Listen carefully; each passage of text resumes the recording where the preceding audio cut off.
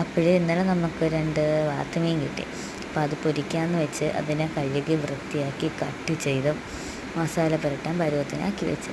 അപ്പോൾ മസാലയ്ക്ക് വേണ്ട ഇൻഗ്രീഡിയൻസ് എന്ന് പറയുമ്പോൾ 1 ടീസ്പൂൺ മഞ്ഞൾപ്പൊടി, 2 ടീസ്പൂൺ കുരുമുളക് പൊടി, നല്ല എരിവിന് വേണ്ടിയിട്ട് കുരുമുളക് പൊടി, പിന്നെ വേണ്ടത് 1 ടീസ്പൂൺ മുളക് പൊടി, പിന്നെ വേണ്ടത് നമ്മുടെ കറി മസാല ലേശം, പിന്നെ ഇഞ്ചിയും വെളുത്തുള്ളിയും കൂടെ ചതച്ചതും, പിന്നെ ഉപ്പും കൂടെ ഇട്ട് നല്ലതുപോലെ മസാല എല്ലാ ഭാഗത്തും പുരണ്ട് പിടിക്കുന്നത് വരെ നല്ലതുപോലെ കൈയിട്ട് തന്നെ നല്ലതുപോലെ ഇളക്കി യോജിപ്പിക്കുക.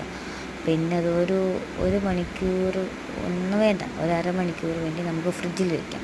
അപ്പോൾ മസാല അങ്ങ് പിടിക്കും. ശേഷം ചട്ടിയിൽ എണ്ണ ഒഴിച്ച് അത് നല്ലതുപോലെ ഫ്രൈ ചെയ്തെടുക്കുക.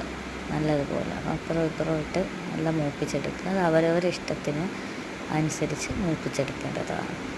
പിന്നെ നമുക്കിന്നിവിടെ ചോറിൻ്റെ കൂടെ നല്ല മീൻ പൊരിച്ചതും, പിന്നെ മീൻ പൊരിച്ചത്, പുളിശ്ശേരി, പയറ് തോരൻ ഒക്കെ ഉണ്ടായിരുന്നു. നല്ല സൂപ്പർ ടേസ്റ്റായിരുന്നു മീൻ പൊരിച്ചത്, പുളിശ്ശേരി, പയറ് തോരൻ, ചോറ്. ഹായ് വാ.